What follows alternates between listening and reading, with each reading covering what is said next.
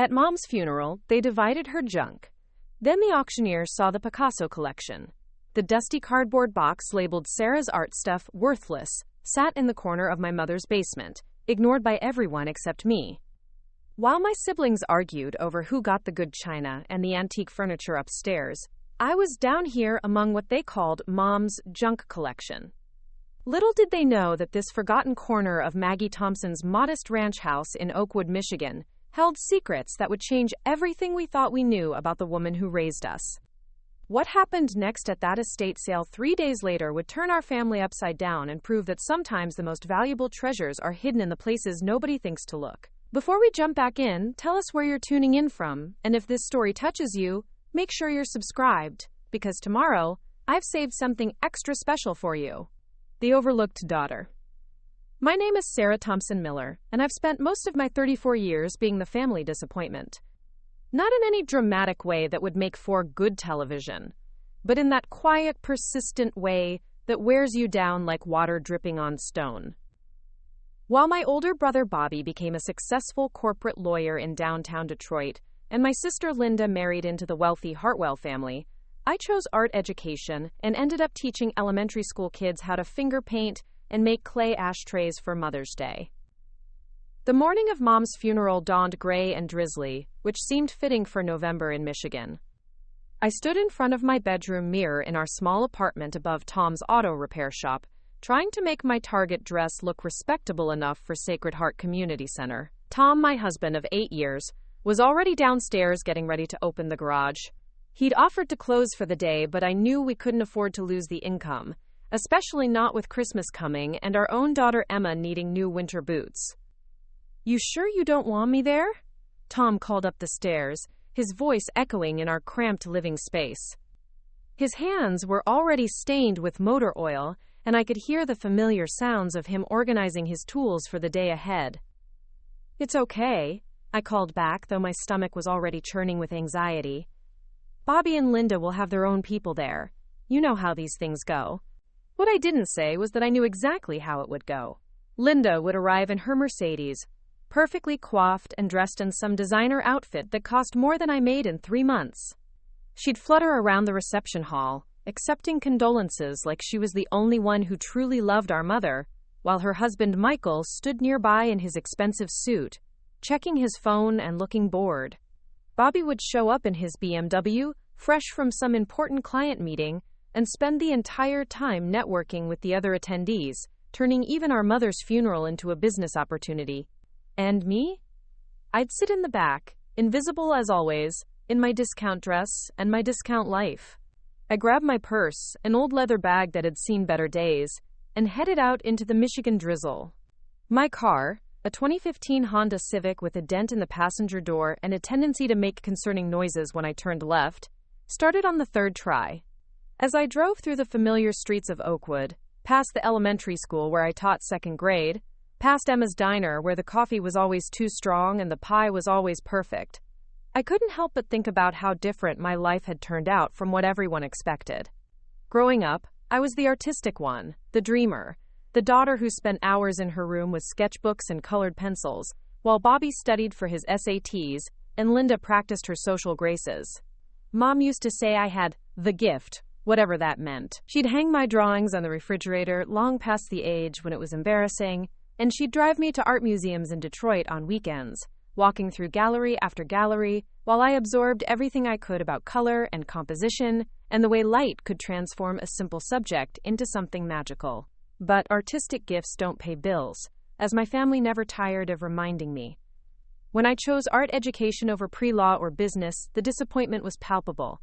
When I married Tom, a mechanic with grease under his fingernails instead of a lawyer or doctor with clean hands and a bright future, the disapproval was obvious.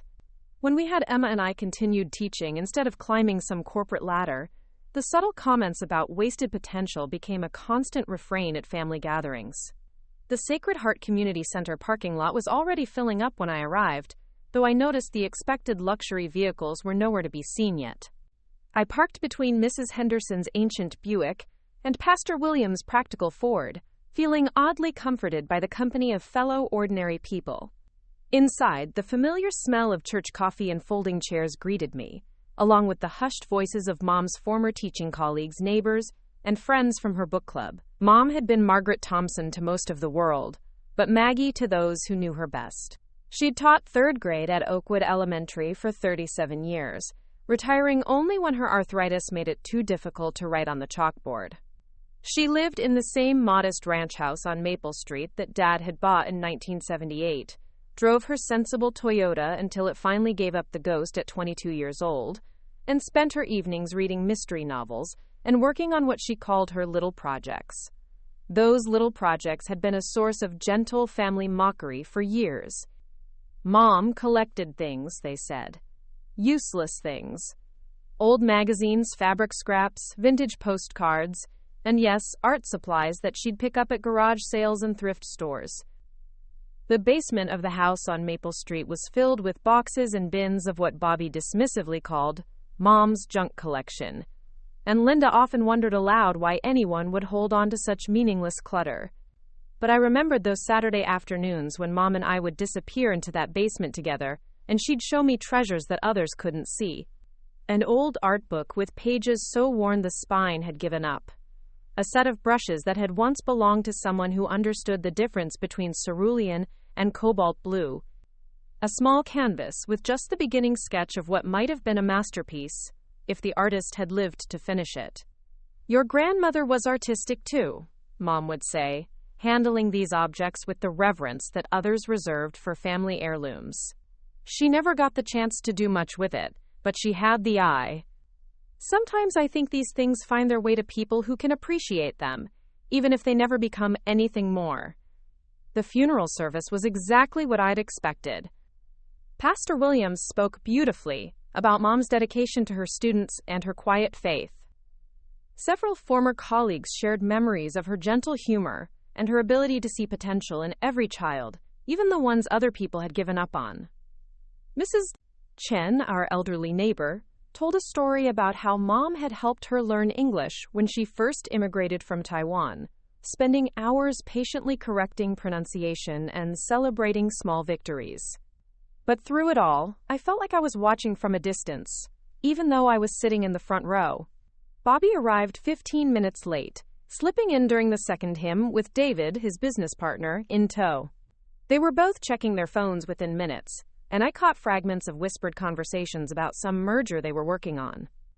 Linda made her entrance during the scripture reading, her heels clicking on the tile floor as she processed down the aisle in a dramatic black dress that probably cost more than my monthly salary.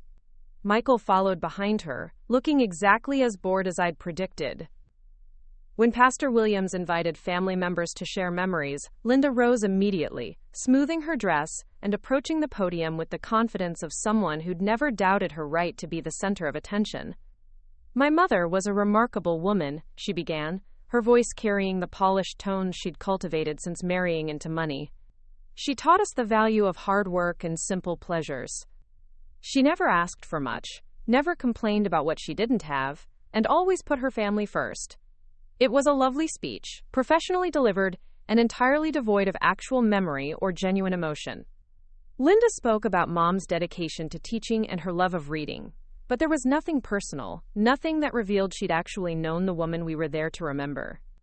She talked about family values and sacrifice, but somehow managed to make it sound like Mom's modest lifestyle had been a choice rather than a necessity, and that her contentment with simple things was admirable rather than a result of limited options. Bobby's contribution was even more generic, a brief testimonial about how Mom had instilled in him the importance of education and perseverance. He mentioned her pride in his law degree and his success, and thanked her for the foundation that had made his achievements possible. He spoke for exactly 3 minutes, I timed it, and spent most of that time looking at the back of the room rather than at the casket, draped with flowers that cost less than his hourly billing rate. When Pastor Williams looked at me expectantly, I shook my head slightly. I had plenty to say about Mom, about the woman who'd spent Saturday afternoons teaching me to see the world like an artist, who'd encouraged my dreams even when everyone else was suggesting more practical alternatives, who'd called me every Sunday night to hear about my week and share her own small adventures. But this wasn't the place for those memories. This was Linda's show, Bobby's networking opportunity, and my chance to be invisible in the back row of my own mother's funeral. The reception afterward was held in the community center's fellowship hall, a cheerful room with yellow walls and photographs of church events spanning decades. The usual suspects were there. Church ladies with their famous casseroles. Former teaching colleagues sharing stories about classroom adventures. Neighbors who'd known Mom for decades and genuinely mourned her passing.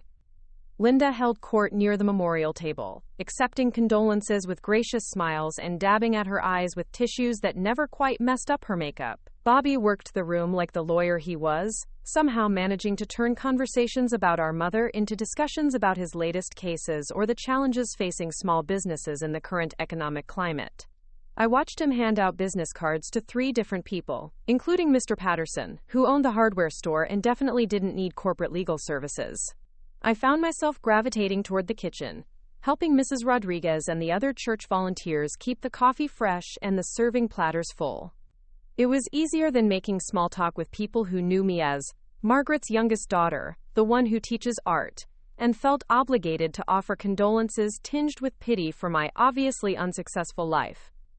"She was proud of you, you know," Mrs. Chen said quietly, appearing beside me with an empty casserole dish. At 83, she moved slowly but with purpose, and her eyes held the wisdom of someone who'd seen enough of life to recognize what mattered. "Your mother, she talked about you all the time. About your teaching, about how good you are with the children." "Thank you," I managed, though my throat felt tight. "That means a lot." "She worried about you too," Mrs. Chen continued, settling the dish in the sink and fixing me with a direct look. "She thought maybe you didn't know how much you meant to her, how proud she was." Before I could respond, Linda's voice cut across the fellowship hall, rising above the general murmur of conversation. "Well, I suppose we should talk about the house," she announced, loud enough for everyone to hear. "The estate sale is scheduled for this weekend, and there are some decisions that need to be made about the more valuable pieces." Bobby immediately materialized beside her, David still hovering nearby like a faithful shadow. "We should probably handle this privately," he said, though he made no move to lower his voice or suggest a more appropriate venue. "Of course," Linda agreed, then proceeded to outline her vision for dividing Mom's possessions right there in front of God and everybody. The good china would go to her, naturally, since she had the space and the social occasions to use it properly. Bobby wanted Dad's old desk and the leather chair from the living room for his office. The antique bedroom set that had belonged to Mom's mother would be sold, and they'd split the proceeds. I listened to them carve up our mother's life like they were dividing assets in a business deal, assigning monetary values to things that held memories, reducing 37 years of teaching and 68 years of living to a collection of items that could be sold or distributed according to their practical worth. "What about Sarah?" Mrs. Chen asked suddenly, her accented voice carrying clearly across the room. "She should have something to remember her mother." Linda paused in her inventory, looking momentarily flustered at being reminded of my existence. "Oh, of course. Sarah, you should definitely take something. Maybe some of Mom's books? Or there are all those art supplies in the basement. I know you'd appreciate those more than we would." The art supplies in the basement. Mom's junk collection. The stuff nobody else wanted, relegated to boxes and bins in a damp space that flooded every spring and collected dust year-round. The worthless accumulation of a woman who'd spent her life surrounded by other people's children instead of building something important, something valuable, something worthy of inheritance. "That would be nice," I said quietly, because what else was there to say? That I wanted something more? That I deserved an equal share of the woman who'd loved me enough to spend Saturday afternoons teaching me about color and light and the way artists see the world differently? That maybe the daughter who'd called every Sunday and visited every month and actually knew Mom's favorite mystery authors and her secret recipe for chocolate chip cookies should get more than the basement leftovers. "Perfect," Bobby said briskly, already moving on to more important matters. "We'll have the estate sale company handle the rest. They specialize in teacher retirements and older homes, so they'll know how to price everything appropriately." The conversation moved on to logistics and timelines, but I'd stopped listening. In my mind, I was already seeing that basement, with its concrete floors and exposed beams, its smell of old paper and dampness, its corners filled with the accumulation of a lifetime spent collecting beauty wherever it could be found. I was thinking about those Saturday afternoons, about Mom's hands as she showed me watercolor techniques using brushes that had seen better days, about the way her eyes lit up when she found a vintage art book at a garage sale. And I was wondering, not for the first time, if maybe there was more to Mom's collection than anyone realized. If maybe the woman who'd taught me to see beyond the surface, to look for the beauty that others missed, had been doing exactly that all along. The funeral reception began winding down as the afternoon wore on. The church ladies packed up their empty casserole dishes and offered final condolences. Mom's former colleagues shared last stories and promised to stay in touch. The general public filtered out, leaving only family and close friends to handle the final details. I found myself standing in the nearly empty fellowship hall, watching Bobby and Linda make plans with the efficiency of people who'd never doubted their right to make decisions for others. They'd already contacted Harrison Estate Sales, apparently, and Mr. Harrison would be conducting a walkthrough on Thursday to assess the contents and prepare for the weekend sale. "It's better this way," Linda was saying to Mrs. Patterson, who'd stopped by to offer her services cleaning the house before the sale. Mom would have wanted her things to go to people who could use them, rather than just sitting in that house collecting dust. "She had some lovely pieces," Mrs. Patterson agreed. "That bedroom set is genuine mahogany, and the dining room table is solid oak. They'll bring good money. The basement is full of junk, though," Bobby added, glancing in my direction. "Art supplies, old magazines, boxes of fabric scraps. Most of it will probably end up in the dumpster. Sarah, you'll want to go through that stuff before the sale. Take whatever you want." The dismissive tone in his voice made something spark inside me, a small flame of irritation that I usually kept carefully suppressed. Mom's collection wasn't junk.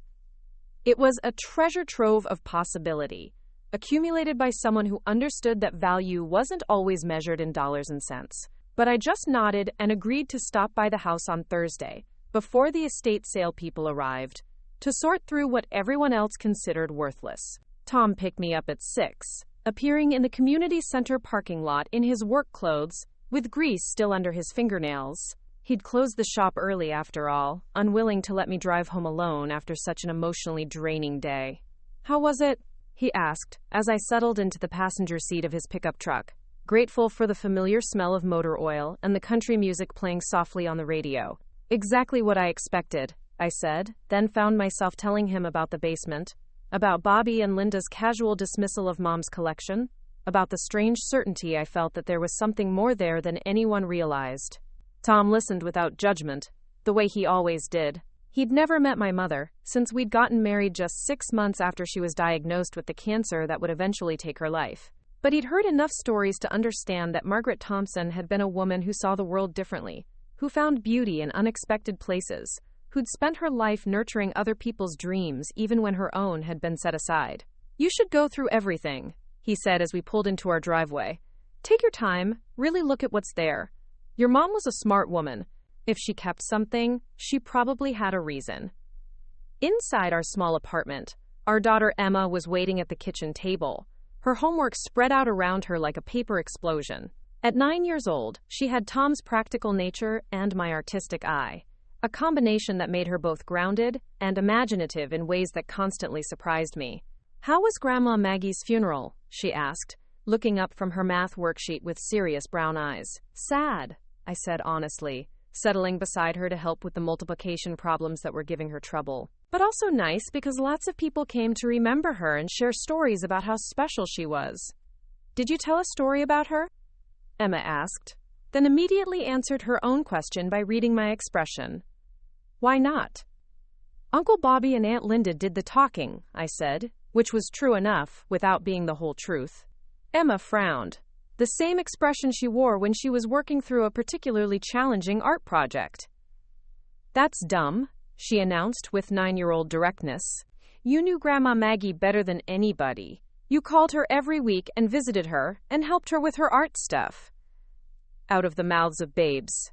I helped Emma finish her homework, made dinner from whatever was in the refrigerator, and spent the evening trying not to think about basements and art collections and the way my family had carved up our mother's life like she was a business asset, rather than a human being who'd loved and dreamed and collected beautiful things in quiet corners where nobody thought to look. But as I lay in bed that night, listening to Tom's steady breathing and the familiar sounds of our neighborhood settling into sleep, I couldn't shake the feeling that Thursday's visit to the basement was going to reveal something important. Something that would change the way we all thought about Margaret Thompson and the life she'd lived in that modest house on Maple Street. I just had no idea how much. Thursday morning arrived with the kind of crisp autumn air that made everything seem sharper, more defined. I'd taken a personal day from school, something I rarely did, but Mrs. Rodriguez had covered my classes before and understood that some things were more important than lesson plans. Tom had already left for the garage, and Emma was safely delivered to school with her lunchbox and her concerns about whether I'd find anything interesting in Grandma Maggie's basement. The house on Maple Street looked smaller somehow, as if Mom's absence had diminished its very structure. The yellow vinyl siding that she'd been so proud of when they'd had it installed 15 years ago seemed faded now, and the garden that had once been her pride and joy showed the neglect of her final months, when chemotherapy had left her too weak to tend her beloved roses. I sat in my Honda for a few minutes, key in hand, staring at the front door with its cheerful autumn wreath that Linda had insisted on hanging for the funeral. It felt wrong somehow, being here without Mom's voice calling from the kitchen, without the smell of coffee and whatever mystery novel she'd been reading scattered across the dining room table. But the estate sale was scheduled for Saturday, which meant Mr. Harrison and his team would be here tomorrow to catalog everything and assign price tags to a lifetime of memories. If I was going to go through Mom's collection, today was my only chance. The key turned easily in the lock, and the familiar smell of the house enveloped me immediately. Lavender sachets and lemon furniture polish, the faint aroma of whatever casserole was still lingering in the refrigerator, and underneath it all, the particular scent that belonged uniquely to this place where I'd grown up. For a moment, I stood in the entryway and let myself remember what it felt like to come home to a mother who was genuinely happy to see me. The living room looked exactly as it had 3 days ago, when we'd all gathered here after the funeral to discuss the distribution of assets. Bobby's claimed leather chair sat in its usual spot by the window, and Linda's coveted china cabinet displayed the set of dishes that had been wedding gifts 43 years ago. Everything looked normal, untouched, waiting for strangers to come and assign values to objects that had never been about money. But I wasn't here for the living room. I was here for the basement, for the collection that everyone dismissed as worthless, for the boxes and bins that held whatever secrets Mom had been keeping in the depths of her modest ranch house. The basement door was located just off the kitchen, painted the same cheerful yellow as the rest of the house's trim.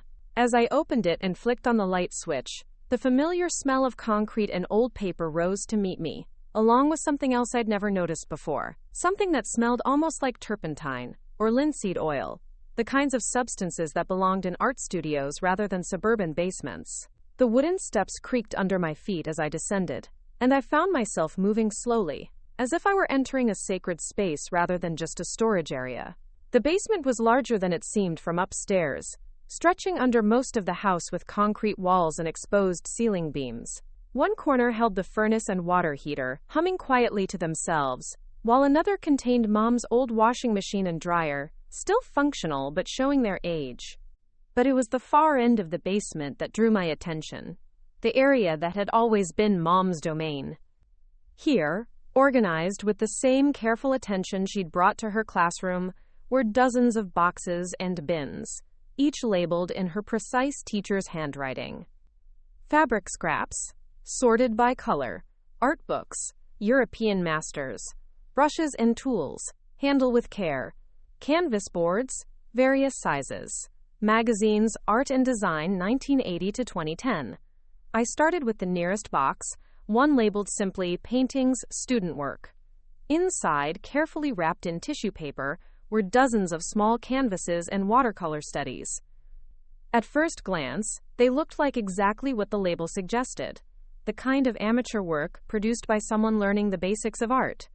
Preparing and narrating this story took us a lot of time, so if you are enjoying it, subscribe to our channel, it means a lot to us. Now back to the story. Landscapes with uncertain perspective, still lifes with questionable color choices, portraits that captured the essence of their subjects without quite achieving technical mastery. But as I unwrapped piece after piece, something began to nag at me. The brushwork, while inexperienced, showed an understanding of light and shadow that went beyond basic instruction. The color choices, though sometimes unconventional, created harmonies that spoke of an intuitive grasp of visual relationships.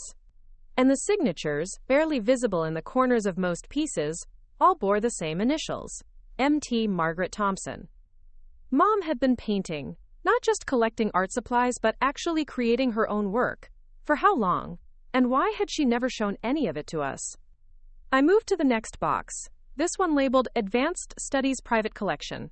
The paintings inside were noticeably more sophisticated, showing a progression of skill and confidence that must have taken years to develop. A still life of pears and wine glasses that captured light so convincingly I could almost feel the texture of the fruit. A landscape of what looked like the Michigan countryside that somehow managed to convey not just the visual appearance of the scene, but the feeling of being there on a particular autumn afternoon. And then, near the bottom of the box, I found something that made me sit back on my heels in surprise. It was a portrait, obviously painted from a photograph, of a young woman with dark hair and serious eyes. The technique was accomplished enough to rival anything I'd seen in regional galleries. But what shocked me wasn't the skill level. It was the subject. The woman in the painting was me, probably around age 25, captured with an accuracy and tenderness that took my breath away. Mom had painted me, and she'd done it well enough that any art teacher would have been proud to claim the work. The brushstrokes showed confidence and purpose, the color palette was sophisticated and harmonious, and the expression she'd captured revealed something about myself that I'd never seen in mirrors or photographs. I looked like an artist. In Mom's painting, I looked like someone who understood beauty and creation, and the way light could transform ordinary subjects into something transcendent. I looked like someone whose dreams mattered. My hands were shaking as I set the portrait aside and reached for the next box. This signature was older, more formal, and written in a style that belonged to another era entirely. The first letter looked like it might be a P, and there were definitely more letters after it, but the aging of the paint and the shadows in the painting made it impossible to read clearly. I set the canvas down carefully and reached for my phone, pulling up Google and typing in, quote, "Impressionist paintings, small blue dress woman at window."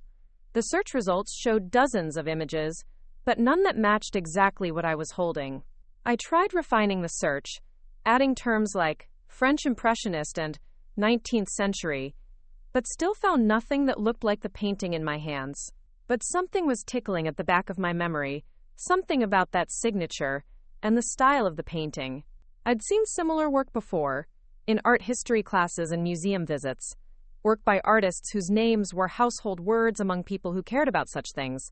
I was so absorbed in studying the paintings that I almost missed the sound of footsteps upstairs. Heavy footsteps, moving purposefully across the living room floor, followed by voices that I recognized with a sinking feeling in my stomach. Bobby and Linda were here, probably to do their own assessment of Mom's belongings before the estate sale. I could hear Linda's voice clearly, even from the basement, as she moved through the house with her usual proprietary air. "I still think we should have just donated most of this stuff," she was saying, her heels clicking on the hardwood floors. "Half of it isn't worth the trouble of selling, and it's not like any of us need more clutter in our lives." "The estate sale company thinks there's enough value to make it worthwhile," Bobby replied, and I could hear him moving through the dining room, probably mentally calculating the worth of everything he saw. "Besides, it's easier than trying to sort through everything ourselves." "Well, I'm certainly not going through that basement disaster," Linda continued. "Sarah can deal with all of Mom's art hoarding. She's the only one who ever pretended to be interested in that stuff anyway." Art hoarding. That's what they called Mom's careful collection, her lifetime of gathering beauty wherever she could find it. I thought about the portrait upstairs, about the skill and love that had gone into capturing my image, about the hours Mom must have spent working in this basement, while the rest of us dismissed her interests as unimportant hobbies. I could hear them moving around upstairs, opening cabinets and drawers, discussing the practical details of disposing of our mother's life. Their voices were casual, businesslike, as if they were handling the inventory of a store rather than the possessions of someone they'd supposedly loved. "Did you bring the paperwork for the estate sale?" Linda asked, and I heard the rustle of documents being spread across what was probably the dining room table. Everything's here, Bobby confirmed. Harrison's people will be here tomorrow morning to do the final assessment and pricing. The sale starts Saturday at 8. And Sarah knows she has today to go through the basement? I told her yesterday. She seemed grateful enough to get something. Something. As if Mom's collection was just random junk that I should be thankful to inherit, rather than the accumulated treasures of a woman who'd spent her life learning to see the world like an artist. I looked down at the 3 small canvases spread around me on the concrete floor, at the careful signature that I still couldn't quite read, at the brushwork that spoke of hands trained by years of practice and study. Whatever these paintings were, wherever they'd come from, they weren't random junk. They were something important, something valuable in ways that had nothing to do with money, and everything to do with beauty and creation, and the dreams that people like my mother carried in their hearts, even when the world told them to be practical. Moving as quietly as I could, I began wrapping the paintings back in their protective tissue paper. I needed time to research what I'd found, time to understand what Mom had been keeping down here, and why she'd kept it secret from all of us. But first, I needed to get these canvases somewhere safe, away from estate sale assessors who might not recognize what they were looking at.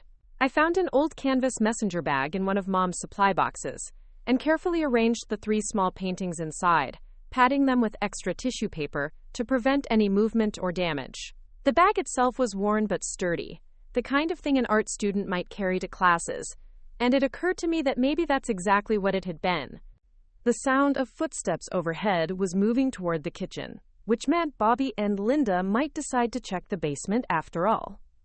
I grabbed the portrait of myself and added it to the bag, along with a few of the more accomplished pieces from Mom's own collection. If they came down here, they'd find plenty of amateur work and art supplies to reinforce their assumptions about worthless hobbies and unimportant collections.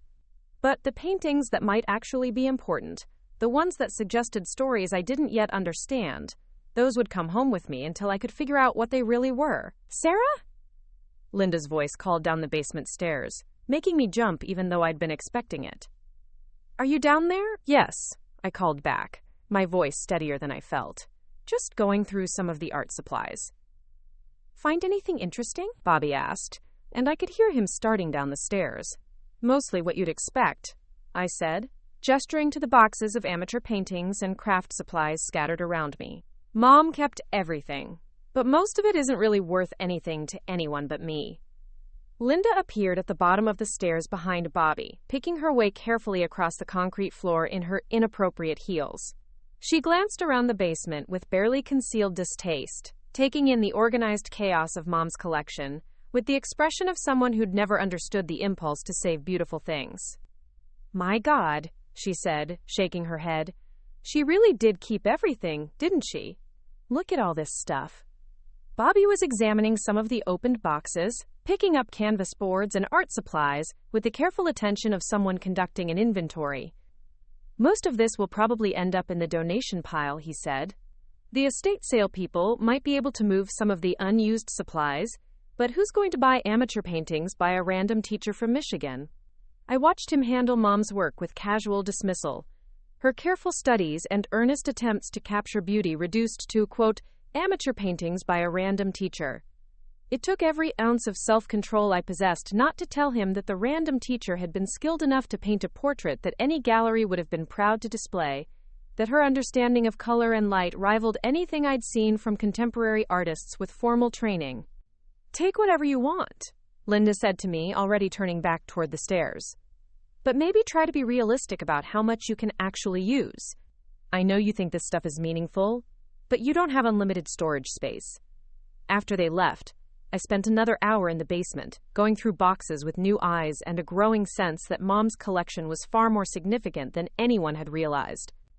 Hidden among the obvious amateur work and the accumulated supplies were pieces that showed real skill, real understanding, real artistic vision. How had she developed such abilities? When had she found time to practice and study while teaching full-time and raising 3 children? And more importantly, where had those 3 small canvases come from? The ones with the mysterious signature and the level of accomplishment that suggested professional training from another era entirely.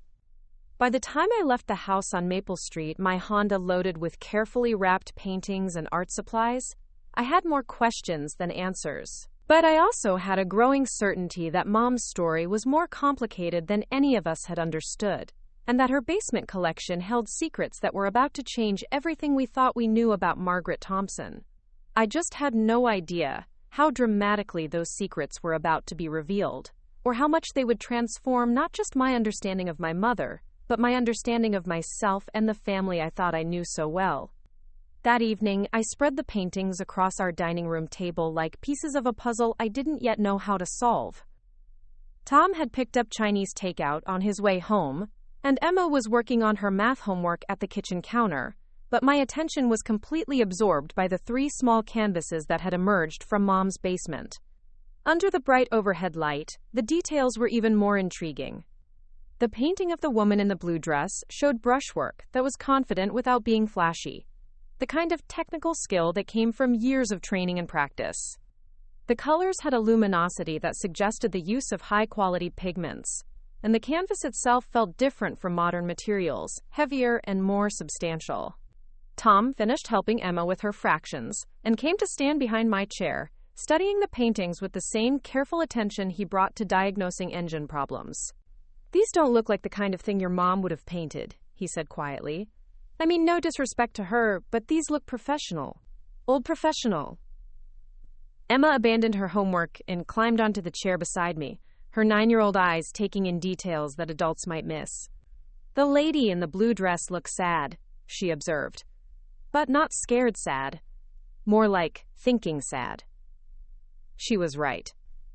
There was something melancholy but peaceful about the expression the artist had captured, as if the subject was lost in contemplation, rather than distress. The more I looked at it, the more convinced I became that this wasn't the work of a weekend painter or even a talented amateur. This was the product of someone who understood not just technique but psychology, someone who could capture the inner life of their subject with just a few carefully placed brushstrokes. After Emma went to bed, I sat at my laptop and began searching in earnest. I started with the signature, trying to decipher the faded letters that might hold the key to everything. The first letter definitely looked like a P, and there seemed to be at least 5 or 6 more letters after it. The style of the signature was formal, old-fashioned, written with the kind of flourish that suggested someone accustomed to signing important documents. I tried various combinations, searching for P. French Impressionist painter and 19th century artist signature P.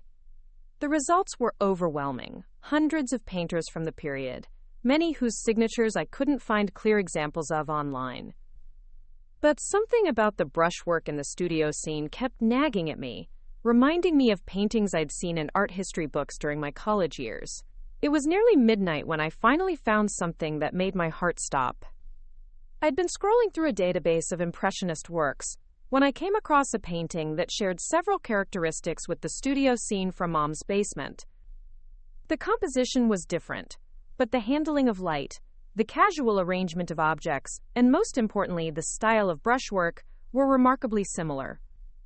The painting was attributed to Henri Fontaine-Latour, but as I read the accompanying text, I learned that it was actually a work that had been questioned by experts. The database noted that several paintings attributed to various Impressionist masters had been discovered to be the work of a lesser-known artist, whose signature was often difficult to read, and whose work had been confused with that of more famous contemporaries.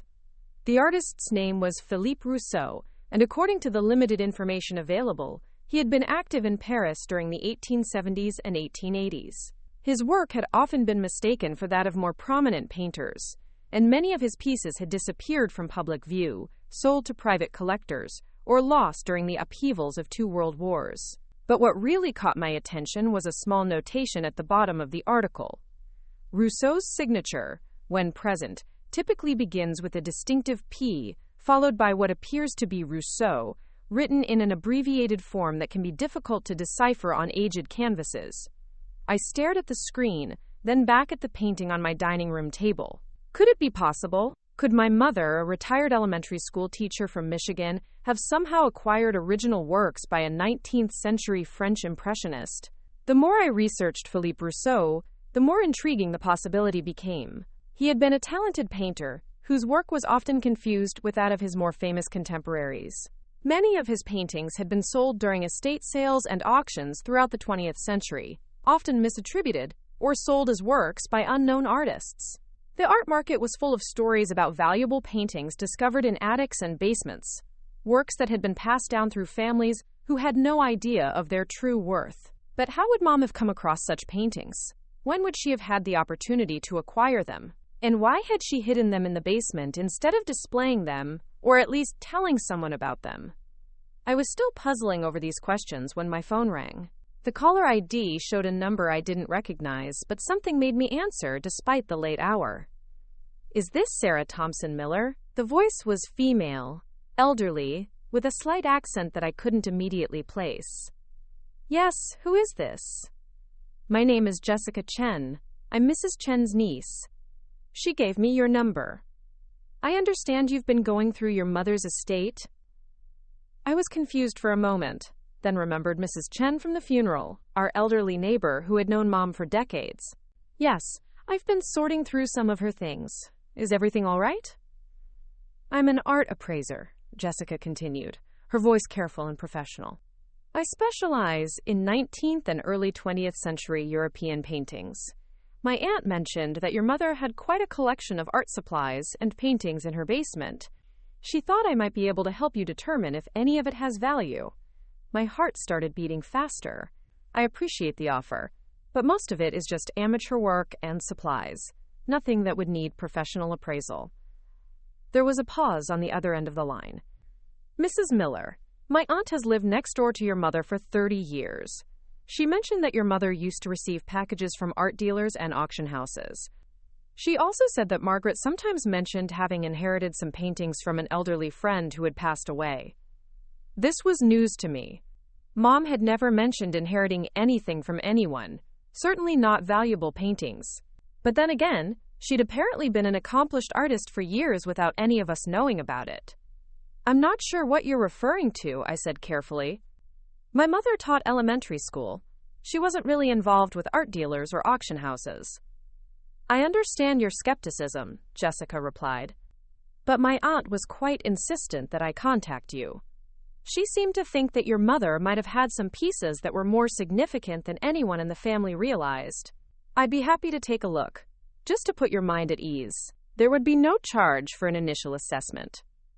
I found myself staring at the 3 paintings spread across my dining room table, at the mysterious signature that might or might not belong to a 19th century French artist, at the brushwork that seemed far too sophisticated for a retired teacher's hobby collection. When would you want to do this assessment? I asked. I'm actually in Detroit this week, working with a client who's preparing for an estate auction. I could drive out to Oakwood tomorrow morning, if that would be convenient. The estate sale is this weekend, correct? Yes, Saturday morning. I paused, weighing my options. What harm could there be in having a professional look at what I'd found? Even if the paintings turned out to be worthless copies or amateur work, at least I'd know for certain. I suppose that would be all right. But I should mention that my siblings are handling most of the estate details. They've already arranged for Harrison Estate Sales to manage everything. Of course, Jessica said smoothly. I'm just offering to look at whatever pieces you've set aside for yourself. My aunt mentioned that you're keeping the art supplies and some of the paintings. Some of them, yes. Perfect. Shall we say 10 o'clock tomorrow morning? I have your mother's address from my aunt. After I hung up, I sat staring at the paintings for a long time. Part of me was excited about the possibility that I'd stumbled onto something valuable, something that would prove Mom had been more than just a teacher with an art hobby. But another part of me was terrified of being disappointed, of learning that the mysterious canvases were just good copies, or the work of unknown artists whose names would never be found in any art history book. Tom found me still sitting at the dining room table when he got up at 5:30 to start getting ready for work. Couldn't sleep? He asked, settling beside me with his first cup of coffee. I told him about the phone call, about Jessica Chen and her offer to appraise whatever I'd taken from Mom's basement. Tom listened without judgment, the way he always did, but I could see the concern in his eyes. "Just be careful," he said finally. "I know you want these paintings to be something special, something that would prove your mom was more than what your family gave her credit for. But don't get your hopes up too high, okay? Sometimes a painting is just a painting." He was right, of course. I was probably reading too much into everything, seeing mysteries and significance where there were only coincidences and wishful thinking. But as I wrapped the paintings back in their protective tissue paper and prepared to show them to a professional appraiser, I couldn't shake the feeling that I was on the verge of discovering something that would change everything I thought I knew about my mother's life. Jessica Chen arrived at exactly 10 o'clock, driving a practical sedan and carrying a leather portfolio that looked both expensive and well-used. She was younger than I'd expected, probably in her early 40s, with short black hair and the kind of intense focus that I associated with people who were passionate about their work. Mrs. Chen had apparently told her niece everything about our family dynamics, because Jessica's first question was whether my siblings knew about our meeting. "They don't need to know," I said, which wasn't exactly an answer but seemed to satisfy her. "My aunt mentioned that your family doesn't really understand your mother's interest in art," Jessica said as I led her into the dining room where I'd laid out the paintings again. "She thought you might appreciate having someone take a more serious look at what Margaret collected." "They think it's all worthless junk," I admitted. "Art supplies and amateur paintings that nobody would want to buy." Jessica nodded sympathetically, then turned her attention to the 3 small canvases on the table. Her expression changed immediately, becoming more focused and intense. She pulled a magnifying glass from her portfolio and began examining the paintings with the kind of careful attention that made my heart start beating faster. "Where exactly did you find these?" she asked, her voice carefully neutral. "In my mother's basement, wrapped in tissue paper and stored in a box labeled quote, quote, quote, quote, Master Studies." There were other paintings, too. Some that were obviously my mother's own work, but these 3 seemed different somehow. Jessica spent several minutes examining each painting, paying particular attention to the signatures and the way the paint had aged. She took photographs with a high-resolution camera, capturing details of brushwork and surface texture that were invisible to casual observation. "The woman in the blue dress," she said finally. "This signature, have you tried to research it?" "I think it might be Philippe Rousseau," I said, "a French impressionist from the 1870s and 1880s. But I'm not sure." Jessica's eyebrows rose slightly. "You've done your homework. Philippe Rousseau is exactly who I was thinking of. His work is quite rare, and authentic pieces can be extremely valuable." She paused, studying the painting more closely, but authentication is a complex process. There are many good copies and forgeries in circulation. "So these might not be real?" "I didn't say that." Jessica set down her magnifying glass and looked at me directly. "What I'm saying is that these paintings show characteristics consistent with Rousseau's work. The brushwork, the color palette, the composition style, even the way the signature is partially obscured. It all fits with what we know about his techniques." She moved to the studio scene, examining it with the same careful attention. "This one is particularly interesting. Rousseau did several studies of artist studios, and this has the same casual arrangement of objects that appears in his documented work. The way the light falls across the easel, the handling of the window. It's very much in his style. But you can't be certain without more testing. Authentication requires several types of analysis: canvas and paint composition, age testing, provenance research. It's a process that can take weeks or months." Jessica paused, studying my expression. "But I can tell you that if these are authentic Rousseau paintings, they're worth significantly more than whatever your family is expecting to get from the estate sale." "How much more?" "Authentic Rousseau works have sold at auction for anywhere from $50,000 to several $100,000, depending on size, condition, and subject matter. Small, intimate pieces like these, if they're genuine, could easily be worth 6 figures. I felt the room spin slightly. 6 figures. Hundreds of thousands of dollars. Hidden in Mom's basement while Bobby and Linda fought over china and furniture. "There's something else," Jessica continued, pulling a manila folder from her portfolio. I did some research after my aunt called me last night. Your mother's name appears in the records of several art auction houses and estate sales over the past 20 years. She was a regular buyer at estate auctions, particularly sales that included art collections from older European immigrants. She handed me a photocopied page from what appeared to be an auction catalog. This is from 2003, an estate sale in Dearborn. The deceased was an elderly woman named Elena Volkov, who had immigrated from France in the 1950s. Your mother purchased several lots from this sale, including one described as, quote, miscellaneous framed artwork, various artists, some damage. I stared at the catalog page, seeing Mom's name listed as the purchaser of Lot 47 for the sum of $800. She never mentioned buying art at auctions. Many collectors prefer to keep their activities private, especially when they're buying from estate sales. There's often a treasure hunting aspect to it, the possibility of finding something valuable that other bidders have overlooked. Jessica smiled slightly. Your mother seems to have had a good eye. I found records of her purchases at least 6 different estate sales over the years, always buying lots that included artwork or art supplies. So she was actively collecting, not just accumulating random things? It appears so, and given what you found in her basement, I'd say she was quite successful at it. Jessica began packing up her equipment. I'd like to propose something if you're interested. I have contacts at several major auction houses and authentication services. With your permission, I'd like to arrange for proper analysis of these 3 paintings. What would that involve? Non-destructive testing to determine the age and composition of the canvas and paint. Detailed photographic analysis to compare brushwork patterns with documented Rousseau pieces. Provenance research to see if we can trace where these paintings have been since they were created. Jessica paused. If they turn out to be authentic, you'd be looking at a discovery that would be significant not just financially but art historically. Rousseau pieces rarely come to market, and these would be important additions to the catalog of his known works. I thought about Bobby and Linda upstairs, probably going through Mom's jewelry box and arguing over who got which pieces. I thought about the estate sale scheduled for tomorrow, where strangers would paw through Mom's possessions and assign arbitrary values to things that had meant something to her. And I thought about Mom herself, spending Saturday afternoons in the basement, carefully studying and preserving paintings that might turn out to be museum-quality works of art. What's the timeline for this kind of authentication? I asked. For preliminary results, about 2 weeks.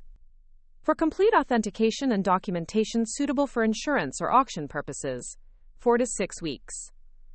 Jessica hesitated. I should mention that there would be costs involved. Professional authentication isn't cheap. How much are we talking about?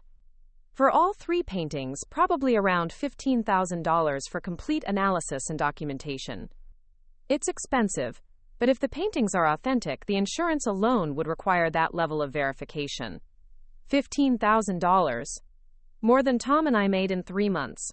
Money we definitely didn't have, especially not to spend on what might turn out to be expensive copies or forgeries.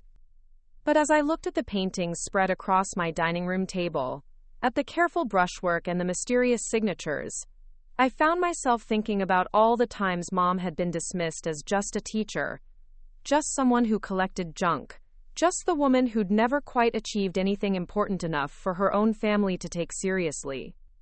Let me think about it, I said finally. The estate sale is tomorrow, and I need to get through that first. Of course, Jessica said, handing me her business card. But Sarah, I want you to understand something. If these paintings are what I think they might be, tomorrow's estate sale becomes irrelevant.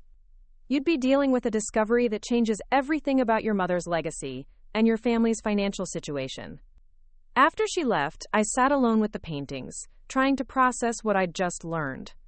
Mom hadn't just been a teacher who collected art supplies as a hobby.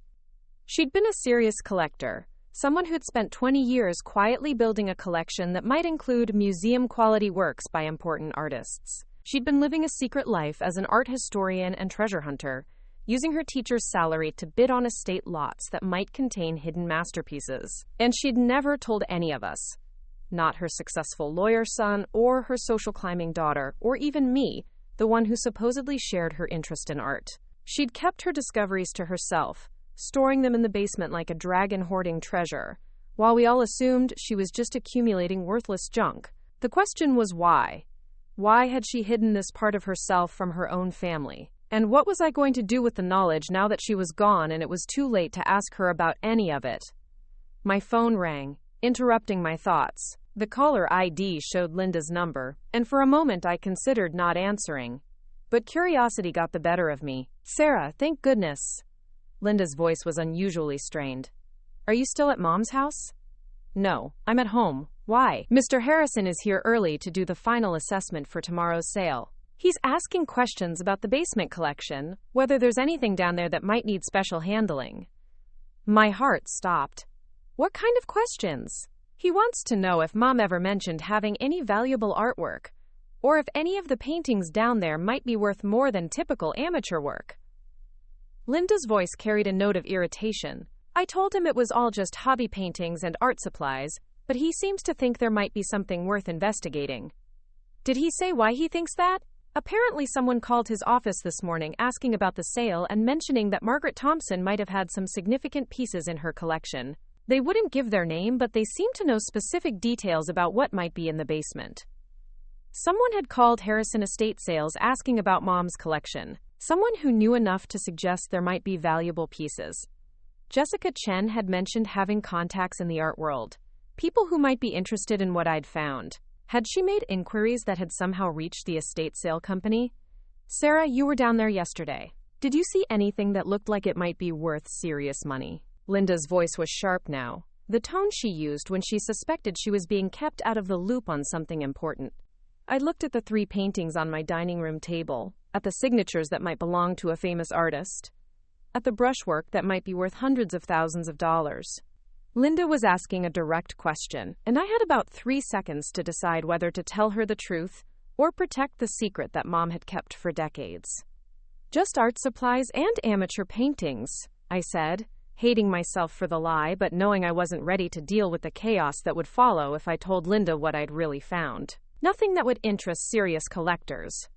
"Well, Mr. Harrison wants to take a more detailed look at everything tomorrow morning before the sale opens. He's pushing back the start time by 2 hours to do a complete inventory." Linda paused. "You did take everything you wanted from down there, right? Because after tomorrow, whatever's left becomes part of the estate assets." "I took some art supplies and a few of Mom's personal paintings," I said, which was technically true even if it wasn't the complete truth. "Good. I'll see you tomorrow morning then. The sale starts at 10 now instead of 8. After I hung up, I realized I was shaking. Harrison Estate Sales was going to do a detailed inventory of the basement tomorrow morning. If there were more valuable pieces down there, pieces I hadn't found or hadn't recognized, they'd be discovered and sold to strangers, who might not even realize what they were buying. But more importantly, if Jessica Chen's inquiries had somehow alerted the art world to the possibility that Margaret Thompson's estate might contain significant works, tomorrow's sale could turn into something very different from the quiet disposal of a teacher's belongings that my family was expecting. I looked at the 3 paintings one more time, then carefully wrapped them in their tissue paper and carried them to our bedroom closet, hiding them behind winter coats and storage boxes where nobody would think to look. Whatever happened tomorrow, whatever secrets emerged from Mom's basement, these 3 pieces would remain safe until I could figure out what to do with them. But as I closed the closet door, I couldn't shake the feeling that I was already too late, that forces were already in motion that would soon make it impossible to keep Mom's secrets hidden any longer. Saturday morning arrived with an unseasonable warmth that made the October air feel almost spring-like. I stood in front of my bedroom mirror, trying to decide what to wear to my mother's estate sale, and wondering how you're supposed to dress for the day when strangers rifle through your childhood home and put price tags on your memories. Tom had already left for the garage, but not before squeezing my shoulder and reminding me that I didn't have to go if it would be too painful. Emma was spending the day with my neighbor, Mrs. Rodriguez, blissfully unaware that her grandmother's house was about to be invaded by bargain hunters and antique dealers looking for underpriced treasures. But I had to be there, not because I wanted to watch strangers paw through Mom's belongings, but because I needed to see what Harrison Estate Sales discovered in that basement, and whether Jessica Chen's inquiries had attracted the kind of attention that could turn a quiet suburban estate sale into something much more significant. The drive to Maple Street took longer than usual because of the traffic.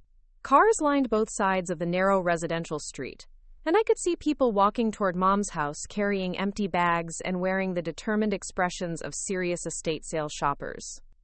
This wasn't the small, local affair that Bobby and Linda had been expecting. I parked 3 blocks away and walked back, passing clusters of people discussing strategy and comparing notes about previous sales. Near the corner of Maple and Oak, I overheard a conversation that made my blood run cold.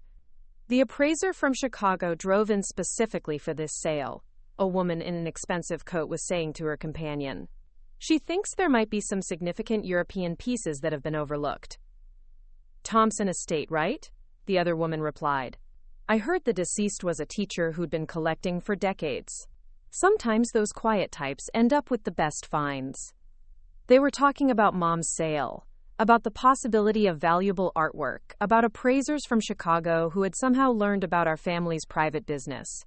I picked up my pace, suddenly desperate to get to the house and see what was happening. The scene in front of 47 Maple Street was unlike anything I'd ever witnessed at an estate sale.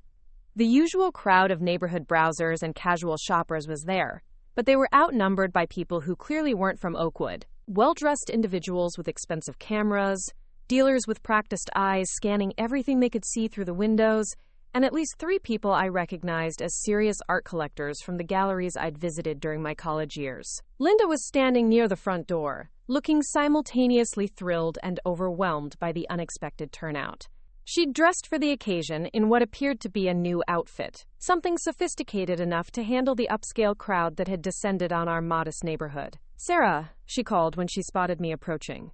Can you believe this turnout? Mr. Harrison says he's never seen this much interest in a teacher's estate sale. Bobby was inside the house. I could see him through the living room window, deep in conversation with a man in an expensive suit who was gesturing toward the basement stairs. Even from outside, I could read the tension in my brother's posture, the way he held himself when he was dealing with something he didn't fully understand but suspected might be important. Where did all these people come from?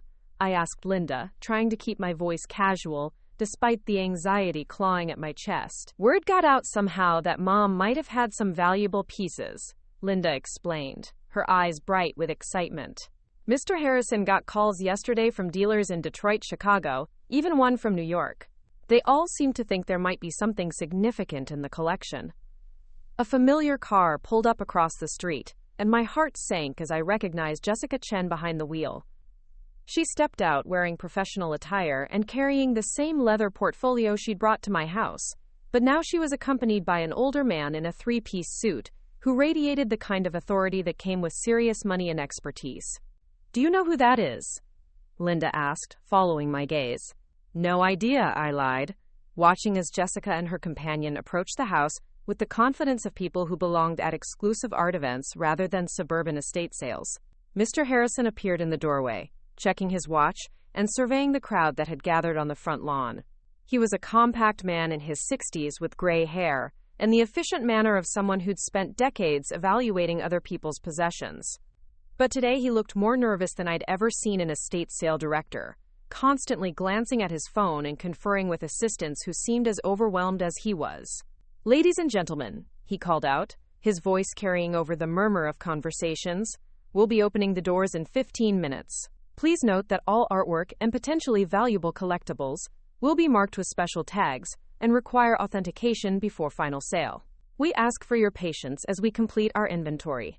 Special tags, authentication requirements. This was definitely not the straightforward disposal of a teacher's belongings that my family had been expecting. I made my way through the crowd and slipped inside the house, where the familiar rooms of my childhood had been transformed into a commercial space. Price tags adorned everything from Mom's favorite reading chair to the kitchen curtains she'd sewn herself. Tables displayed her books and knickknacks, her gardening tools and kitchen gadgets, all arranged for maximum sales appeal. But it was the basement where the real action was taking place. I could hear voices down there, animated discussions punctuated by the sound of boxes being moved and paper being rustled. Against my better judgment, I headed down the stairs to see what was happening in Mom's former sanctuary. The basement had been completely reorganized. Harrison's team had set up professional lighting and photography equipment, and someone had arranged Mom's paintings on easels for better display. The amateur work was grouped on one side, clearly marked with modest price tags. But there was another section that made my stomach drop.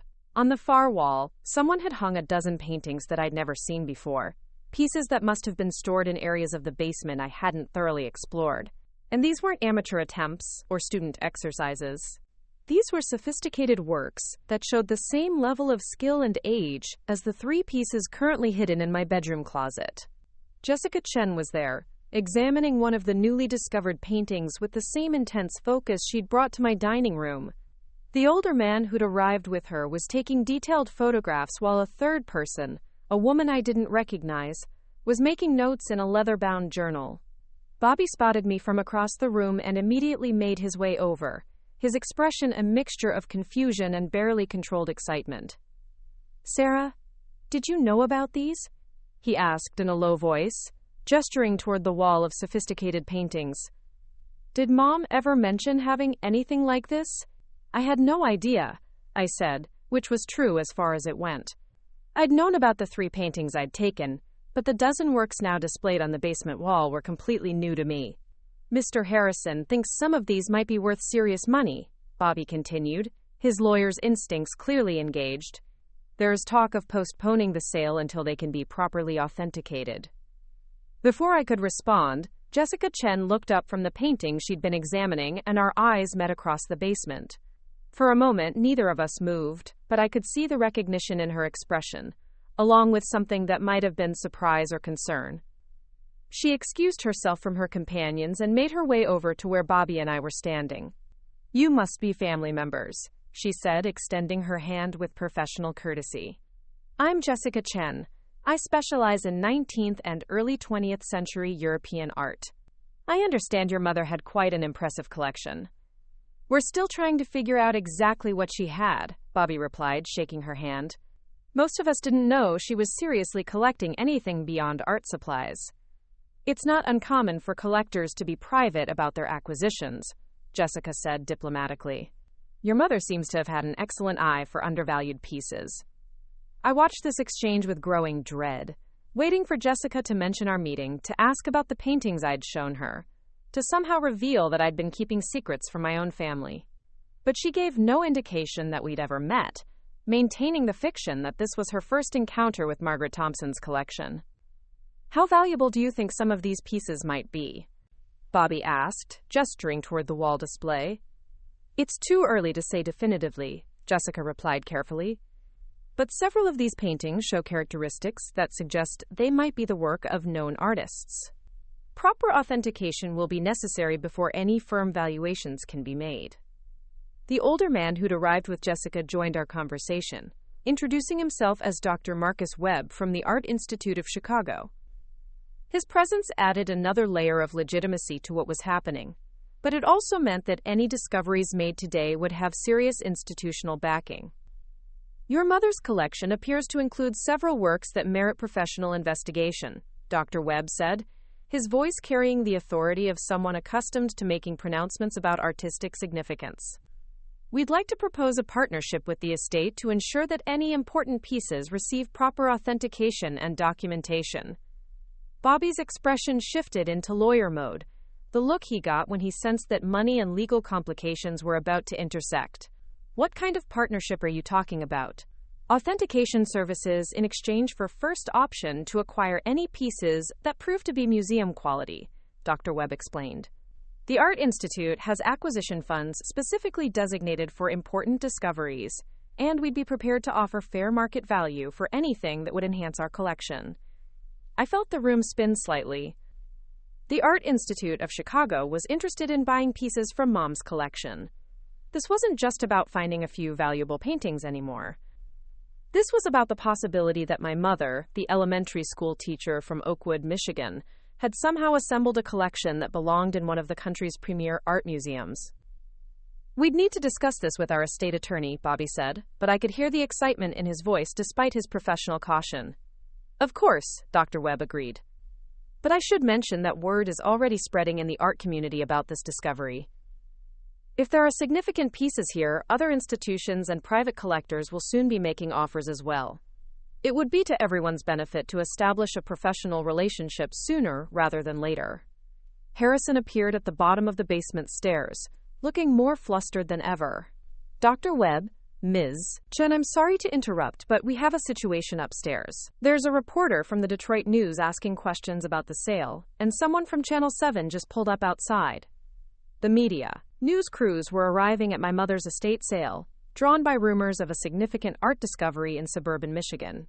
What had started as a quiet disposal of a teacher's belongings was turning into a public spectacle. Linda's voice echoed down the basement stairs, pitched higher than usual with stress and excitement. Bobby! Sarah! You need to come upstairs right now! We climbed the stairs to find the living room filled with people I didn't recognize. A woman with a microphone was interviewing Linda near the fireplace, while a man with a camera captured everything on video. More reporters were setting up equipment on the front lawn, and neighbors were gathering to watch the unexpected drama unfolding on Maple Street. This is incredible, Linda was saying to the reporter, her voice carrying the breathless excitement of someone suddenly finding herself at the center of an important story. We had no idea Mom had been collecting anything valuable. She was just a teacher, you know? She lived so modestly, never spent money on anything unnecessary. I watched my sister transform Mom's careful collecting into a story of accidental discovery, making it sound like our mother had stumbled onto valuable artwork, rather than spending decades developing the expertise to recognize undervalued pieces. The narrative was already being shaped, and it didn't include any acknowledgement of the knowledge and dedication that Mom had brought to building her collection. The reporter turned to Bobby next, asking about the family's plans for the discovered artwork. We're still assessing the full scope of what's here, he said with practiced legal diplomacy. Any decisions about valuable pieces will be made in consultation with appropriate experts and in accordance with estate law. Then the reporter turned to me, microphone extended, expecting me to add my voice to the family narrative. As the daughter who shared your mother's interest in art, were you aware of the extent of her collection? The question hung in the air while cameras rolled, and my family waited for my response. I could feel Jessica Chen, watching from across the room, could sense Dr. Webb's attention, could practically hear Bobby and Linda holding their breath. This was the moment when I could tell the truth, when I could reveal that I'd already discovered some of Mom's most valuable pieces, that I'd been researching their authenticity, that our mother had been far more sophisticated and knowledgeable than any of us had realized. I could share the story of her Saturday afternoons in the basement, her careful wrapping and storage of precious artworks, her secret life as a serious collector who understood value in ways that went beyond price tags. Or I could maintain the fiction that this was all a surprise to everyone, that we were just a family of ordinary people who'd accidentally inherited something extraordinary. My mother never talked much about her collecting, I said finally, which was true enough to satisfy my conscience while avoiding the complications that would follow if I revealed everything I knew. She kept her artistic interests quite private. The reporter seemed satisfied with this response, and the interview moved on to other questions about Mom's background and the estate sale process. But I could feel the weight of the secret I was carrying. The knowledge that there were 3 more potentially valuable paintings hidden in my bedroom closet. Paintings that might be worth more than everything else in the house combined. As the morning wore on, the estate sale took on an increasingly surreal quality. Regular shoppers browsed through Mom's everyday belongings, while art experts photographed and cataloged the basement collection. Reporters interviewed neighbors about Margaret Thompson, the quiet teacher who'd apparently been hiding an art collection worth potentially hundreds of thousands of dollars. Mrs. Chen appeared at my elbow during a lull in the media attention, her elderly face creased with concern. "This is not what Margaret would have wanted," she said quietly, watching strangers stream through the house that had been her neighbor's private sanctuary for decades. She was a private person. She wouldn't like all this attention. "Did she ever talk to you about her collecting?" I asked, hoping to learn something that might help me understand why Mom had kept her passion so secret. "She mentioned finding interesting pieces at estate sales," Mrs. Chen said carefully. "She said she liked the idea of rescuing artwork that other people didn't appreciate. But she never talked about having anything valuable. She just said she enjoyed learning about art history and trying to spot quality work that others missed." That sounded like Mom, approaching collecting as an intellectual challenge rather than an investment strategy. But it also raised new questions about how she'd developed the expertise to recognize valuable pieces, where she'd learned to spot the difference between amateur work and professional art, when she'd acquired the knowledge that had apparently led her to some significant discoveries. By afternoon, the basement had been completely cleared of anything that might have value, with dozens of paintings and art objects moved to a secure location for professional evaluation. Harrison had officially postponed the sale of any artwork pending authentication, which meant that the most potentially valuable part of Mom's estate was now in limbo. Bobby and Linda were in their element, fielding calls from their attorneys and discussing strategy for managing what might turn out to be a significant windfall. But as I watched them negotiate with experts and plan for authentication processes, I couldn't stop thinking about the 3 paintings hidden in my closet, the pieces that I'd removed before anyone else had the chance to evaluate them. Those paintings might be the most valuable pieces in Mom's entire collection, and I was the only one who knew they existed. As the crowd began to thin, and the reporters packed up their equipment, I realized that I'd reached a decision point. I could continue keeping Mom's most important discovery secret, protecting the pieces that she'd hidden most carefully, and preserving whatever reasons she'd had for keeping them private. Or I could reveal their existence, adding them to the collection that was about to undergo professional authentication and potentially be sold to museums or private collectors. The choice I made would determine not just the financial outcome for my family, but how Margaret Thompson's story would be remembered. Would she be known as a teacher who'd accidentally stumbled onto some valuable artwork? Or as a serious collector who'd spent decades developing the expertise to build an extraordinary collection? As I drove home that evening, passing the media trucks still parked on Maple Street, I knew that whatever I decided would have to happen soon. The art world's attention was now focused on Margaret Thompson's estate, and it wouldn't be long before someone started asking questions about whether anything was missing from the basement collection. The 3 paintings in my closet represented more than just money. They were the key to understanding who my mother really was and what her legacy would ultimately become, and I was the only one who could decide what to do with that knowledge. Sunday morning found me sitting at my kitchen table with a cup of coffee that had long since gone cold, staring at the business cards that had accumulated in my purse over the previous day. Dr. Marcus Webb from the Art Institute of Chicago, Professor Elena Vasquez from the University of Michigan's Art History Department, James Morrison from Sotheby's Auction House in New York. Each card represented someone who believed that Margaret Thompson's collection might contain pieces significant enough to change the landscape of American art discoveries. Tom had taken Emma to her soccer game, giving me the solitude I needed to make the decision that had been weighing on me since I'd first unwrapped those 3 paintings in Mom's basement. The house felt unnaturally quiet, as if the walls themselves were waiting to see what I would do with the knowledge I'd been carrying alone for 4 days. My phone had been ringing since 7 in the morning. Bobby calling to discuss legal strategies for managing the authentication process. Linda calling to share her excitement about a potential interview with Art in America magazine. Harrison calling to inform me that the preliminary examination of the basement collection had revealed at least 8 pieces that warranted serious investigation, with potential values that made his voice drop to a reverent whisper. But I hadn't answered any of the calls. Instead, I'd been sitting here, thinking about Mom and the choices she'd made. About the woman who'd spent Saturday afternoons teaching me to see the world like an artist while secretly building a collection that might rival those of established museums. The 3 paintings were still hidden in my bedroom closet, wrapped in their protective tissue paper and stored behind winter coats like guilty secrets. Every time I thought about revealing their existence, I found myself wondering why Mom had kept them separate from the rest of her collection, why she'd hidden them so carefully in a box labeled as worthless student work. Had she known their true value? Had she been protecting them from something, or someone? Or had she simply been waiting for the right moment to share her discovery with the world? The doorbell interrupted my thoughts, and I looked out the front window to see Jessica Chen standing on my porch, alone this time, without the institutional authority that Dr. Webb had represented. She looked nervous, checking her watch and glancing around the neighborhood as if she wasn't sure she should be there. I opened the door before she could ring again. "I hope you don't mind me coming by," she said immediately. "I got your address from my aunt, and I thought we should talk privately about what happened yesterday." "Come in," I said, stepping aside to let her enter. "Coffee? Please." She settled at my kitchen table, looking more human and less professional than she had during her basement examination. "Sarah, I need to ask you directly. Are there other pieces? Things you removed from your mother's collection before the estate sale team arrived?" I poured 2 cups of coffee and sat down across from her, buying time while I decided how much truth I was ready to share. Why do you ask? Because yesterday's discovery doesn't make complete sense, Jessica said carefully.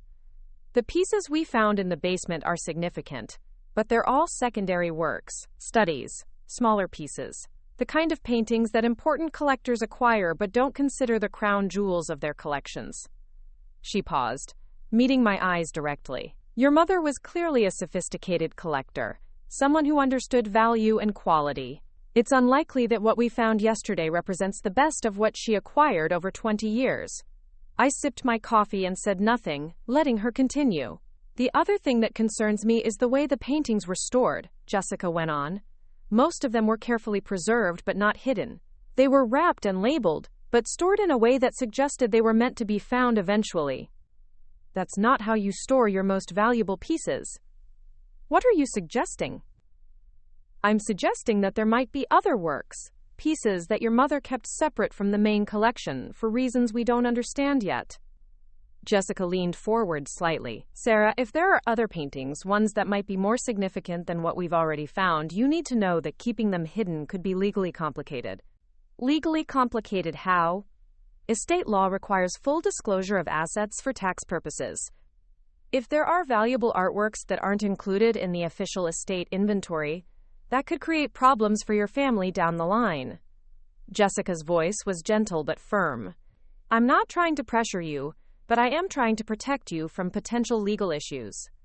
I stood up and walked to the kitchen window, looking out at the suburban street where I'd lived for 8 years, where Emma rode her bike and Tom worked on cars in our driveway, and life proceeded at the predictable pace of ordinary people doing ordinary things. In a few hours, that normalcy might disappear forever, depending on what I decided to do with the knowledge I'd been carrying. If there were other pieces, I said carefully, pieces that might be more valuable than what was found yesterday, what would happen to them? That would depend on several factors, Jessica replied. Their authenticity, their condition, their provenance. But if they're significant works by important artists, they could be worth millions rather than hundreds of thousands. Millions. The word hung in the air between us like a challenge. There's something else you should know, Jessica continued. Dr. Webb wasn't entirely honest with your family yesterday about the Art Institute's interest. They're not just looking to acquire a few pieces for their collection. If your mother's estate contains works of the caliber that preliminary examination suggests, they're prepared to propose a comprehensive acquisition that would establish the Margaret Thompson collection as a permanent installation. What does that mean? It means your mother would be remembered not as a teacher who accidentally stumbled onto valuable artwork, but as one of the most significant private art collectors of her generation. Her collection would be studied by scholars, displayed for the public, and preserved as an important cultural resource. Jessica paused. But only if the collection is complete. If the most important pieces are missing, the institutional interest disappears, and everything gets sold to private collectors who might never display it publicly. I turned back to face her, understanding finally what she was really asking. This wasn't just about money, though the financial implications were staggering. This was about how Mom would be remembered, whether her life's work would be recognized as the achievement of a serious collector or dismissed as the lucky accident of an amateur who'd gotten in over her head. There are 3 paintings, I said quietly. I found them before the estate sale, stored separately from everything else. I had them appraised, and they appear to be authentic works by Philippe Rousseau. Jessica's eyes widened slightly, but she didn't seem entirely surprised. Where are they now? Hidden in my bedroom closet. The admission felt like confessing to a crime, even though I'd done nothing legally wrong. I wasn't sure what to do with them, whether to include them in the estate or keep them private the way Mom apparently wanted. May I see them? I hesitated for a moment, then nodded. Leading Jessica to my bedroom felt like crossing a line I couldn't uncross, but I was tired of carrying the secret alone. The paintings were still wrapped in their tissue paper, hidden behind Tom's winter work jackets and Emma's outgrown Halloween costumes. I carried them to the dining room and unwrapped them one by one on the table where I'd first examined them. In the afternoon light streaming through our modest windows, they looked even more remarkable than I remembered. The brushwork was confident and accomplished, The colors had the depth and luminosity that came from high-quality pigments and expert technique, and the signatures, though faded, were clearly visible to someone who knew what to look for. Jessica studied them with the same intense focus she'd brought to the basement examination, but now her professional demeanor gave way to something approaching awe. "Sarah," she said finally, her voice barely above a whisper, "these aren't just authentic Rousseau paintings. Based on the size, subject matter, and level of accomplishment, these are likely among his most important works." She looked up at me with an expression of stunned disbelief. "Do you understand what you have here? Tell me." Philippe Rousseau's authenticated works are incredibly rare. Most of his paintings disappeared during World War II, or ended up in private collections that were never catalogued. The art world has been looking for lost Rousseau pieces for decades. Jessica picked up the painting of the woman in the blue dress, handling it with reverence. "This one alone could be worth over $1 million. All three together, they could be worth more than everything else in your mother's collection combined." I sat down hard in the nearest chair, feeling the room spin slightly around me. Over $1 million. Each painting, hidden in my mother's basement like they were worthless student exercises. "How is this possible?" I asked. "How does a teacher from Michigan end up with $1 million paintings?" "That's what we need to find out," Jessica replied. "The provenance research will be crucial, not just for authentication, but for understanding how your mother acquired these pieces. If they have a legitimate ownership history, they're among the most significant art discoveries of the past decade." My phone rang, breaking the spell that had settled over the dining room. The caller ID showed Bobby's number, and something in the urgency of the ring pattern suggested that this wasn't a call I could ignore. "Sarah, thank God!" Bobby's voice was tight with controlled excitement. "Where are you? We need you to come to Mom's house immediately." "What's wrong?" "Nothing's wrong. Everything's right. Dr. Webb just called with preliminary results from yesterday's examination. 3 of the paintings from the basement have been confirmed as authentic works by important artists. We're looking at a discovery worth at least $2 million, possibly more." I looked at Jessica, who had been listening to my side of the conversation with increasing intensity. "Sarah, are you there?" Bobby continued. "This changes everything. We need to meet with estate attorneys, insurance companies, tax specialists. This isn't just an inheritance anymore. It's a major financial event." "I'll be there soon," I said, ending the call before Bobby could ask any more questions. Jessica was watching me with understanding and sympathy. "You have to tell them," she said gently, "not just because of the legal implications, but because these paintings complete the story of who your mother really was." I knew she was right, but the thought of facing Bobby and Linda with this revelation made my stomach churn. They'd already transformed Mom's collecting into a story of accidental discovery. How would they react to learning that I'd been hiding the most valuable pieces, that the collection was even more significant than they'd imagined? "What do I say?" I asked. "How do I explain keeping this secret?" "You tell them the truth, that you found these pieces stored separately, that you wanted to understand what they were before making any decisions about them, and that you've now learned they're an integral part of your mother's legacy." Jessica began wrapping the paintings again, her movements careful and precise. "And you tell them that Margaret Thompson wasn't just lucky, she was brilliant." An hour later, I stood on the front porch of the house on Maple Street, holding a canvas bag that contained artwork worth potentially $3 million. The media trucks were gone, but there were still more cars parked on the street than usual, and I could see neighbors peering out their windows with obvious curiosity about the ongoing drama at the Thompson house. Bobby and Linda were waiting in the living room, along with Dr. Webb and a woman I didn't recognize who introduced herself as Patricia Hendricks, an attorney specializing in art law. The coffee table was covered with documents, photographs, and what appeared to be preliminary authentication reports. "Sarah, perfect timing," Linda said, her excitement barely contained. "Dr. Webb has been explaining the authentication process, and Patricia has been outlining our options for managing the discovery." I sat down in Mom's favorite chair, the one that Bobby had been planning to claim for his office, and tried to project calm while my heart hammered against my ribs. "Before we go any further," I said, interrupting Dr. Webb's explanation of carbon dating procedures, "there's something I need to tell you. Something about Mom's collection that you don't know yet. The room fell silent.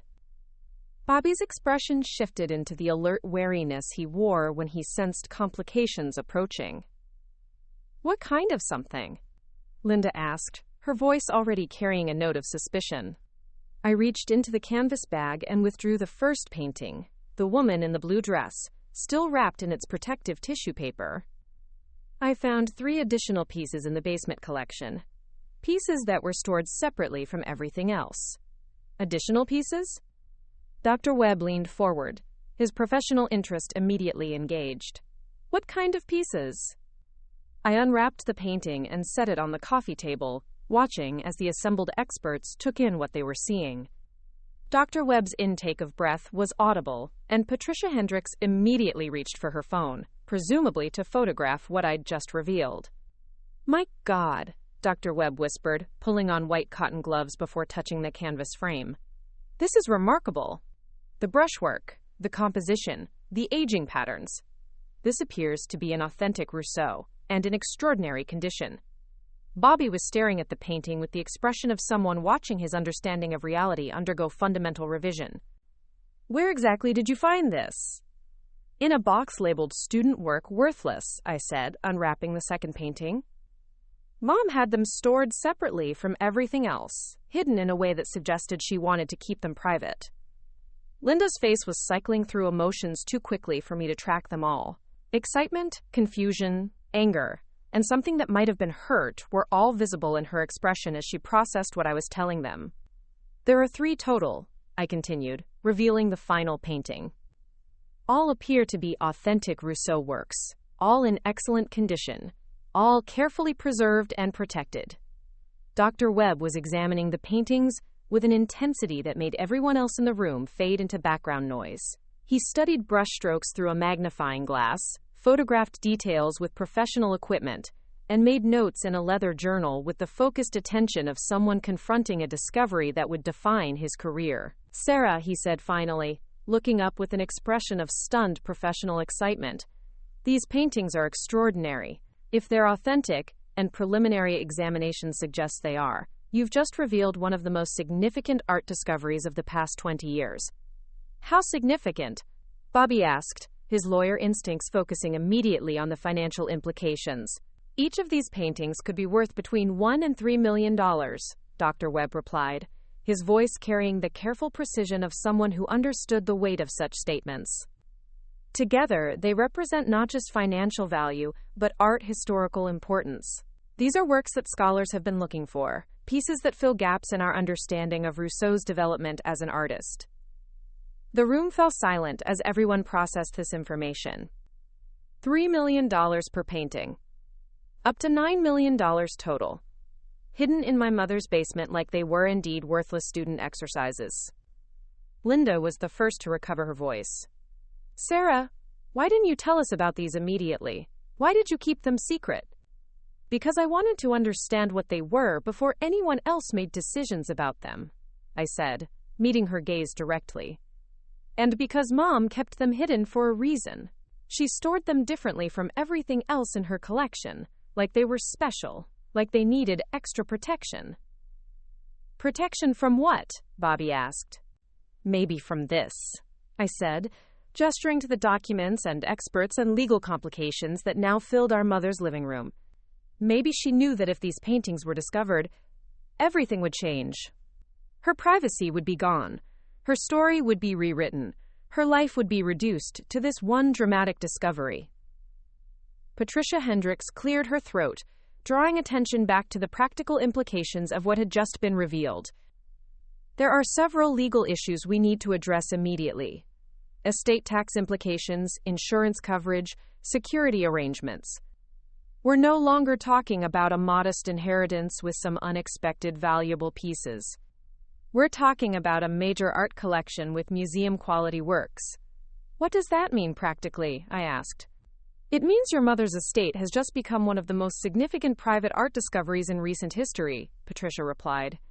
It means institutions around the world will be interested in acquiring these pieces. It means media attention, scholarly interest, and financial complexity that will require careful management. Dr. Webb was still studying the paintings, but now he looked up with an expression of growing excitement.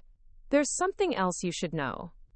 These 3 paintings, combined with the pieces we discovered yesterday, represent what appears to be a comprehensive collection of Rousseau's work from his most important period. Your mother didn't just accidentally acquire valuable artwork. She systematically assembled what might be the most complete collection of this artist's work in private hands. That's impossible, Linda said. Mom was a teacher. She didn't have the money to systematically acquire million-dollar paintings.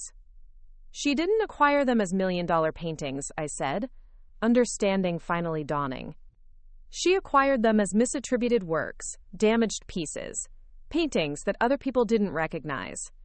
She spent 20 years developing the expertise to spot valuable works that were being sold as amateur art or unknown artists.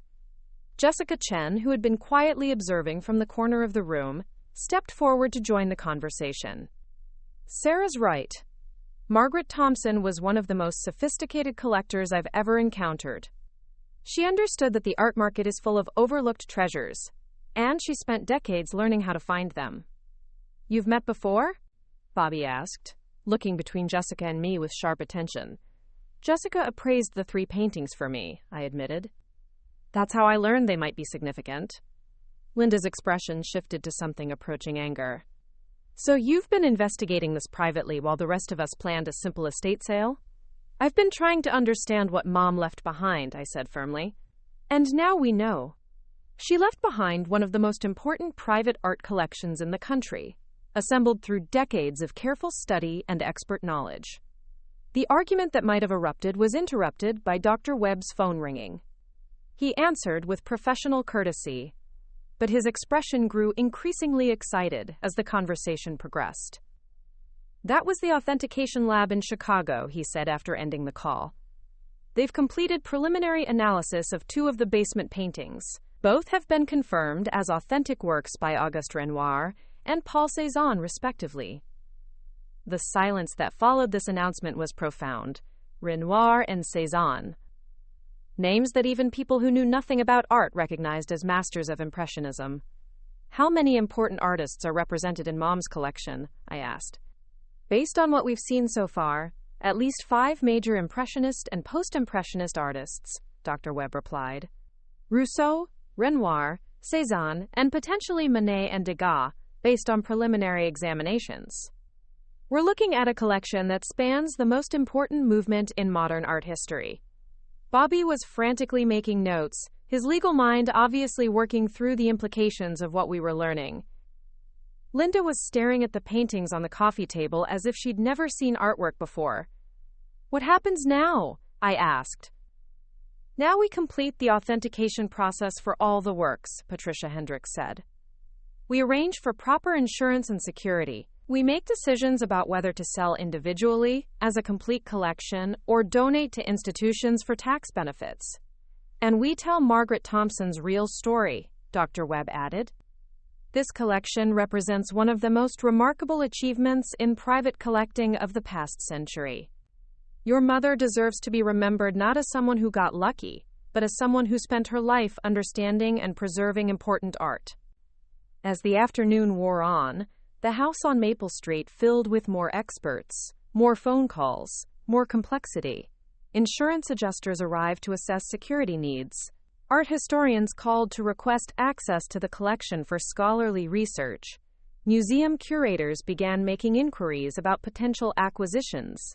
But in the midst of all this professional attention, I found myself thinking about Mom, about the woman who had spent Saturday afternoons in the basement, carefully studying and preserving paintings that the world thought were worthless. She had built something extraordinary in secret, creating a legacy that would outlive her by centuries. The 3 paintings that I had hidden in my closet were now being photographed for inclusion in scholarly catalogs. The collection that my siblings had dismissed as junk was being evaluated for potential donation to the Smithsonian. The woman we had underestimated as just a teacher was being recognized as one of the most accomplished art collectors of her generation. As evening approached and the experts began packing up their equipment, Bobby and Linda started making plans for managing what they were already calling the Thompson Collection. They talked about tax strategies and charitable donations, about media interviews and scholarly documentation. But I was thinking about something else entirely. I was thinking about the portrait that Mom had painted of me, the one where I looked like an artist, like someone whose dreams mattered.